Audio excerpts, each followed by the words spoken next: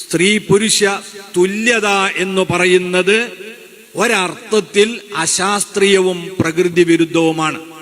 കാരണം ആണും പെണ്ണും രണ്ടാണ്. വലൈസദ്ദക്കറു കല്ലുൻസ, ഒരിക്കലും പുരുഷൻ സ്ത്രീയെ പോലെയല്ല, സ്ത്രീ പുരുഷനെ പോലെയുമല്ല.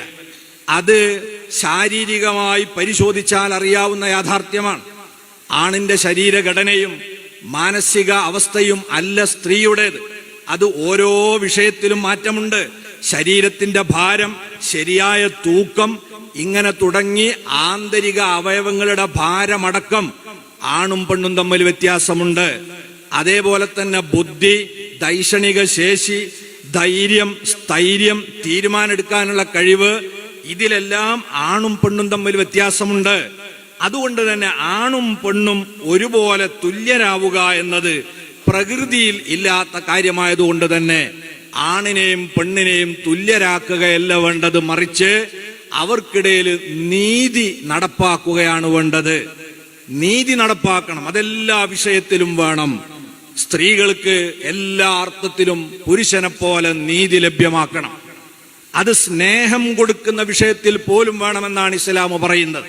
ആൺകുട്ടിയോട് കാണിക്കുന്ന അതേ സ്നേഹം പെൺകുട്ടിയോട് കാണിക്കണം. ഇതാണ് നീതി. നോക്കൂ, നിങ്ങൾ ഇങ്ങനെയാണ് ഇസ്ലാം സ്ത്രീകളെ പരിഗണിക്കുന്നത്.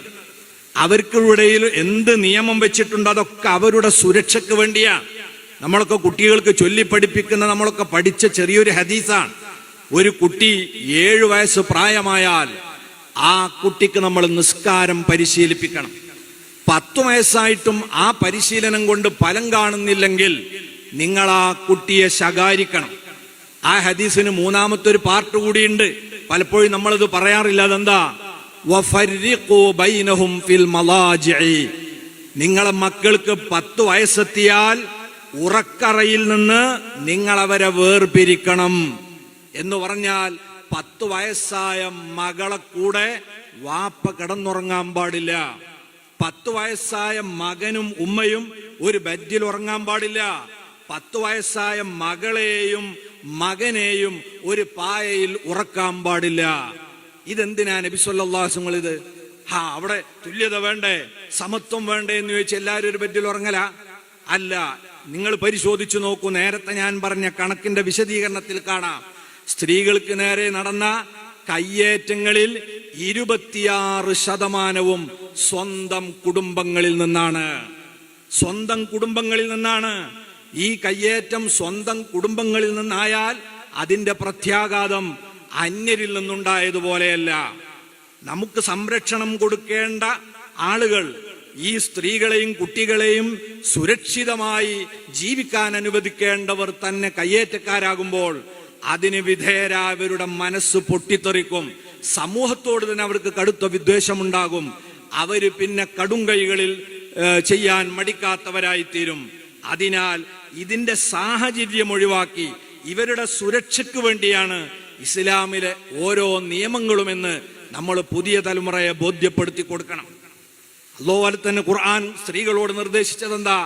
വഖർന ഫീ ബുയൂതികുന്ന. നിങ്ങൾ വീട് കേന്ദ്രീകരിച്ച് പ്രവർത്തിക്കണമെന്നാണ് സ്ത്രീകളോട് ആവശ്യപ്പെടുന്നത്. അൽ മർഅതു റായിയത്തുൻ ഫീ ബൈതി സൗജിഹാ. നബി സല്ലല്ലാഹു അലൈഹി വസല്ലം പറഞ്ഞതും സ്ത്രീകൾ ഭർത്താവിന്റെ വീട് കേന്ദ്രീകരിച്ച് ഭരണം നടത്തേണ്ടവളാണ്. ഇവിടെ ഏറ്റവും വലിയൊരു ദൗത്യമാണ് സ്ത്രീ സമൂഹത്തെ ഏൽപ്പിക്കുന്നത്. അതെന്താണ്?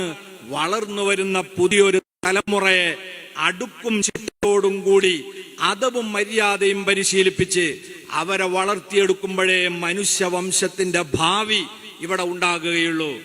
ആ സേവനം ചെയ്യാൻ സ്ത്രീയോളം പ്രകൃതിപരമായി ഇണക്കമുള്ളവരല്ല പുരുഷന്മാർ. കാരണം സ്ത്രീയുടെ പ്രകൃതി എന്താണ് തേടുന്നത്? അവൾ ഗർഭം ചുമക്കേണ്ടവളാണ്. അത് പുരുഷൻ ഏറ്റെടുക്കാൻ കഴിയില്ല. അത് 10 മാസം വേണം. അത് കഴിഞ്ഞാൽ 2 വർഷക്കാലം മുലയൂട്ടണം. ഇതും സ്ത്രീ തന്നെ ചെയ്യേണ്ടതാണ്. മുലയൂട്ടിക്കഴിഞ്ഞാലും ഒരു കുഞ്ഞിനെ പരിചരിക്കാനും പരിലാളിക്കാനും ആവശ്യമായ ശാരീരികവും മാനസികവുമായ സൗകര്യം സ്ത്രീകളെപ്പോലെ പുരുഷനില്ല. ആ കുട്ടികളെ നോക്കി വളർത്തേണ്ടതും സ്ത്രീകളാണ്. ഇത് പ്രകൃതിപരമായ ഒരു യാഥാർത്ഥ്യമാണെങ്കിൽ ആ യാഥാർത്ഥ്യത്തിന്റെ തേട്ടം എന്താണ്? ഈ സ്ത്രീ ഒരു കേന്ദ്രത്തിൽ കേന്ദ്രീകരിച്ച് പ്രവർത്തിക്കണമെന്നാണ്. ഈ ഗർഭിണി അങ്ങാടിയിലൂടെ മുദ്രാവാക്യം വിളിച്ച് നടക്കണമെന്നല്ലല്ലോ, ഈ മുലയൂട്ടുന്ന പെണ്ണ് തെരുവിലുണ്ടാകണമെന്നല്ലല്ലോ പ്രകൃതി തേടുന്നത്. ഒരു കേന്ദ്രത്തിൽ കേന്ദ്രീകരിക്കണമെന്ന, അത് അവർക്ക് ഏറ്റവും സുരക്ഷിതമായ അവരെ ഭവനങ്ങളിലായിരിക്കണം. ആ ഭവനങ്ങളിൽ കേന്ദ്രീകരിച്ച് ഈ പുതിയ തലമുറയെ നേർവഴിയിലേക്ക് കൊണ്ടുപോകുക എന്നതാണ് സ്ത്രീകളുടെ പ്രഥമവും പ്രധാനവുമായ ദൗത്യം. അതുകൊണ്ട് തന്നെ അല്ലാത്ത ഉത്തരവാദിത്തങ്ങളൊക്കെ അവരിൽ നിന്ന് ഒഴിവാക്കുകയാണ്. പള്ളിയിൽ നിന്ന് ബാങ്ക് കേൾക്കുമ്പോൾ 5 നേരം ഒരു ദിവസം ജമാഅത്ത് നടക്കണം. അതൊരു ഉത്തരവാദിത്വമാണ്. ഇസ്ലാമിക നിയമമനുസരിച്ച് ദീനിന്റെ ശിആർ അടയാളം വെളിവാകും വിധം ജമാഅത്ത് നടത്തൽ ഓരോ നാട്ടുകാരുടെയും ബാധ്യതയാണ്. പക്ഷേ ഈ ബാധ്യതയിൽ നിന്ന് എന്തുകൊണ്ട് സ്ത്രീകളെ ഒഴിവാക്കി കൊടുക്കുന്നു? അവർക്ക് പ്രകൃതിപരമായ ഡ്യൂട്ടി വേറെയുണ്ട്. 5 നേരം ഹയ്യ അലസ്വലാ എന്ന് പറയുമ്പോൾ മുലയൂട്ടിക്കൊണ്ടിരിക്കുന്ന ഉമ്മ അത് വേർപ്പെടുത്തി മാറ്റിയൊരുങ്ങി പള്ളിയിലേക്ക് പോകണമെന്ന് പറഞ്ഞാൽ അത് സ്ത്രീ സ്വാതന്ത്ര്യമല്ല, അത് പാരതന്ത്ര്യമാണെന്ന് തിരിച്ചറിയാൻ പുതിയ തലമുറക്ക് നമ്മൾ മതപരമായ അറിവുണ്ടാക്കി കൊടുക്കണം. അപ്പൊ സ്ത്രീകൾക്ക് വേണ്ടി വെച്ച എല്ലാ നിയമങ്ങളും അവരെ ഗുണത്തിനു വേണ്ടിയാണ്.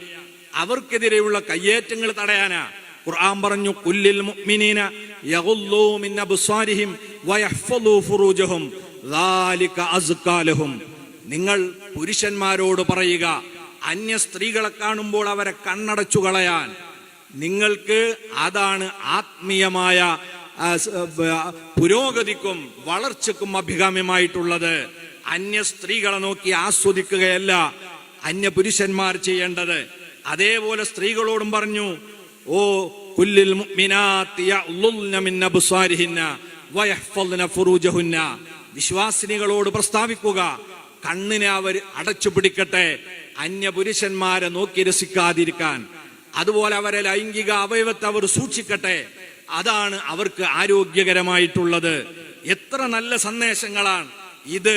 സമൂഹത്തിന്റെയും സ്ത്രീ വിഭാഗത്തിന്റെയും സുരക്ഷയ്ക്ക് വേണ്ടിയുള്ളതാണ്.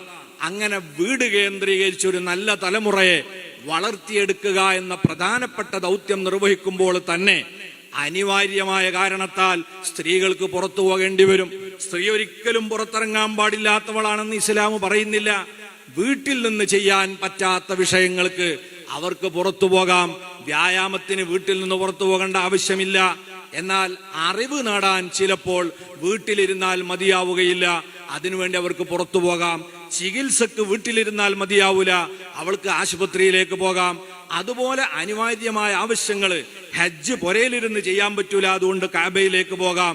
ഇങ്ങനെ തുടങ്ങിയ ആവശ്യങ്ങൾക്ക് വേണ്ടി അവർക്ക് പുറത്തു പോകാം. പക്ഷെ ആ പുറത്തു പോകുമ്പോഴും അവരെ സുരക്ഷയുടെ കാര്യത്തിന് ഇസ്ലാം നൽകുന്ന പ്രാധാന്യം നിങ്ങൾ നോക്കൂ. യാ അയ്യുഹൻ നബിയ്യു ഖുൽ അസ്വാജിക വബനാതിക വനിസാഇൽ മുഅ്മിനീന യുദ്നീന അലൈഹിന്ന മിൻ ജലാബിബിഹിൻ. ഓ പ്രിയപ്പെട്ട നബിയെ, ഒന്നാമതായി അവിടുത്തെ ഭാര്യമാരോടും അങ്ങയുടെ പെൺമക്കളോടും സർവവിശ്വാസികളുടെ ഭാര്യമാരോടും സ്ത്രീകളോടും അവിടുന്ന് പറയുക, ശരീരം മുഴുവനും മറച്ചുകൊണ്ടാകട്ടെ അവർ പുറത്തിറങ്ങിപ്പോകുന്നത്. അതെന്തിനാണ്? അത് അവർ പതിവ്രതകളാണ്. വേശ്യാവൃത്തി ആഗ്രഹിക്കുന്ന പെണ്ണുങ്ങളല്ല, അവർ പതിവ്രതകളാണ് എന്ന് സമൂഹം തിരിച്ചറിയാനും അതുവഴി കയ്യേറ്റം ചെയ്യപ്പെടാതിരിക്കാനുമാണ്. ഇന്നത്തെ പൊതു രംഗത്ത് നമ്മൾ ഇറങ്ങി നോക്കിയാൽ പല സ്ത്രീകളുടെയും ശാരീരിക അവസ്ഥ എന്താണ്, അവർ ധരിച്ച വേഷത്തിന്റെ രീതി എന്താണ്, അവരെ ശരീരഭാഷ തന്നെ എന്താണ്?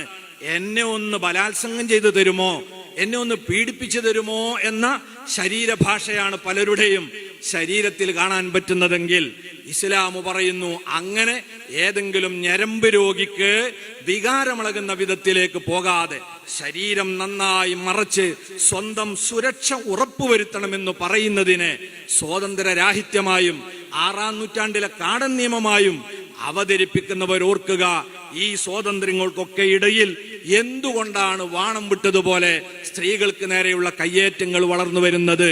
അപ്പൊ നമ്മൾ മുസ്ലിം സമുദായത്തെയെങ്കിലും ഇസ്ലാമിക വിദ്യാഭ്യാസത്തിന്റെ ശരിയായ ആശയവും അതിന്റെ അടിസ്ഥാനവും പറഞ്ഞ് ബോധ്യപ്പെടുത്തി കൊടുക്കാൻ മുന്നോട്ട് വരുമ്പോഴാണ് ഈ പ്രശ്നങ്ങൾക്കൊക്കെ പരിഹാരമുണ്ടാകുക. ലിംഗസമത്വം അല്ല വേണ്ടത്, നീതിയാണ് വേണ്ടത് എന്ന് നമ്മൾ പറഞ്ഞല്ലോ. ഏതുപോലെയാണ്? ഒരു പുരുഷന് 10 ഇഞ്ച് വലിപ്പമുള്ള ചെരുപ്പാണ് അവന്റെ കാലിന്, അതേ സമയത്ത് ഒരു സ്ത്രീക്ക് 7 ഇഞ്ച് ചെരുപ്പ് മതിയെങ്കിൽ ഒരു പെണ്ണ് വാദിക്കുകയാണ് പുരുഷനെ പോലെ തന്നെ 10 ഇഞ്ച് ചെരുപ്പ് എനിക്കും വേണമെന്ന് വാദിക്കുന്നതാണ് ഒരർത്ഥത്തിൽ പറഞ്ഞാൽ ഈ തുല്യത എന്നത്. എന്നാൽ നീതി അതല്ല. നീതി എന്താണ്? ആണിനും വേണം ചെരുപ്പ്, പെണ്ണിനും വേണം ചെരുപ്പ് എന്നതാണ് നീതി. അത് ആണിന്റെ കാലിന്റെ വലുപ്പത്തിനനുസരിച്ച്, പെണ്ണിന് പെണ്ണിന്റെ കോലത്തിനും കാലിന്റെ വലുപ്പത്തിനും അനുസരിച്ചായിരിക്കണം അവളുടെ ചെരുപ്പ്. വസ്ത്രം അത് ആണ് ധരിക്കുന്നു, അതേപോലെ പെണ്ണിനും വസ്ത്രം ധരിക്കണം. എന്നാൽ ആണ് ധരിക്കുന്ന അതേ വസ്ത്രം തന്നെ വേണമെന്ന് വാദിക്കുന്നത് അത് തുല്യതാവാദത്തിന്റെ ഭാഗമാണ്. അതേസമയത്ത് നീതി എന്താണ്? ആണിന് ആണിന്റെ വസ്ത്രം, പെണ്ണിന് പെണ്ണിന്റെ വസ്ത്രം, വസ്ത്രം എല്ലാവർക്കും കൊടുക്കുക എന്നതാണ് നീതി. ഈ നിലക്കുള്ള ഒരു കാഴ്ചപ്പാടാണ് ഇസ്ലാം അവതരിപ്പിക്കുന്നത്. അല്ലാതെ ആണ് ചെയ്യുന്നതൊക്കെ പെണ്ണും ചെയ്യും, അതിന് പെണ്ണിന് പറ്റും, അതിന് പെണ്ണിനെ ശാക്തീകരിക്കുകയാണെന്ന് പറഞ്ഞാൽ അത് തുമ്പിയെ കൊണ്ട് കല്ലെടുപ്പിക്കലാണ്. നിങ്ങൾ ആലോചിച്ചു നോക്കൂ, നായനാര് മുഖ്യമന്ത്രിയായ കാലത്ത് നമ്മളെ കേരളത്തിൽ 10,000-കണക്കിന് വനിതകൾക്ക് സ്വയം തൊഴിൽ പരിശീലനം കൊടുത്തു. ആ കൂട്ടത്തിൽ 1000-കണക്കായ സ്ത്രീകളെ തെങ്ങുകയറ്റം പരിശീലിപ്പിച്ചു. എല്ലാ നാട്ടിലുണ്ടായിരുന്നു തെങ്ങുകയറ്റം പരിശീലിച്ച ഒരുപാട് പെണ്ണുങ്ങൾ. ഇന്ന് നിങ്ങളൊന്ന് തെരഞ്ഞു നോക്കി ഏതെങ്കിലും സ്ത്രീകളെ തെങ്ങമ്മൽ കയറി 4 തേങ്ങിട്ട് തരാൻ അന്വേഷിച്ചാൽ നിങ്ങൾക്ക് കിട്ടുമോ? എന്തുകൊണ്ടാ കിട്ടാത്തത്? ഓരോരുത്തരുടെയും പ്രകൃതിയോട് യോജിച്ച ചില ജോലിയുണ്ട്. ആണ് ചെയ്യുന്നത് എന്തും പെണ്ണിനും പറ്റും എന്ന് പറഞ്ഞ് പരിശീലിപ്പിച്ചാൽ അത് ഫോട്ടോയിലൊക്കെ എടുത്ത് വാട്സപ്പിൽ കാണുമെന്നല്ലാതെ പ്രവൃത്തി പദത്തിലേക്ക് അത് പ്രയോഗവൽക്കരിക്കാൻ പറ്റില്ല. അതേ രീതി തന്നെയാണ് ഭരണരംഗത്ത് ആണുങ്ങളെ പോലെ തന്നെ പെണ്ണിനും കൊണ്ടുവരണം, സംഘടനാ രംഗത്ത് ആണിനെ പോലെ തന്നെ പെണ്ണിനും കൊണ്ടുവരണം എന്ന് പറയുന്നവർക്ക് പോലും ഇത് നടപ്പാക്കാൻ കഴിയാത്തത് എന്തുകൊണ്ടാണ്? അത് പ്രകൃതിയോട് യോജിക്കാത്തത് കൊണ്ടാണ്. അതുകൊണ്ട് ഒരു മുഖ്യമന്ത്രിയെ കൊണ്ടുവരാൻ, ഒരു പാർട്ടി സെക്രട്ടറിയെ കൊണ്ടുവരാൻ, പോകട്ടെ താഴേതട്ടിൽ പോലും ഇത് വ്യാപിപ്പിക്കാൻ സാധിക്കാതെ പോകുന്നത് പ്രകൃതിപരമായി ആണും പെണ്ണും തമ്മിലുള്ള അന്തരം അത് നിലനിൽക്കുന്നത് കൊണ്ട് തന്നെയാണ്. സ്ത്രീകൾ ഭരണത്തിലുണ്ട് എന്നതുകൊണ്ട് സ്ത്രീകൾക്ക് നേരെയുള്ള പ്രശ്നങ്ങൾ പരിഹരിക്കപ്പെടാൻ പറ്റും? ഇല്ല. ഞാൻ ചില കണക്കുകൾ പറയാം. നമ്മുടെ കൊച്ചു കേരളത്തിൽ 2019 മാത്രം സ്ത്രീകൾക്ക് നേരെ നടന്ന കയ്യേറ്റത്തിന്റെ കണക്ക് സ്റ്റേറ്റ് ക്രൈം റെക്കോർഡ് ബ്യൂറോ പരിശോധിച്ചാൽ നിങ്ങൾക്ക് കാണാം 12,629 പീഡനങ്ങളാണ് 2019 മാത്രം കൊച്ചു കേരളത്തിൽ നടന്നത്. അത് 2020 16,418 അതിക്രമങ്ങളായി വർദ്ധിച്ചു. 2023 18,980 വർധനവ് തന്നെ കുറയണില്ല.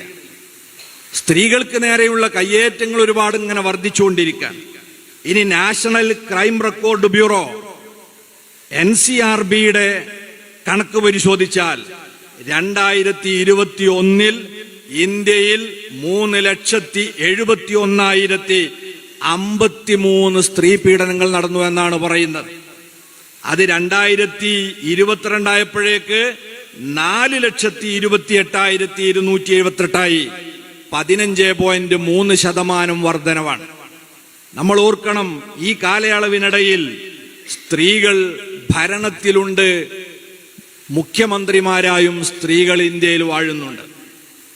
പട്ടാളത്തിൽ ധാരാളം വനിതകളുണ്ട്, പോലീസിൽ എമ്പാടും സ്ത്രീകൾ ഇടം പിടിച്ചിട്ടുണ്ട്.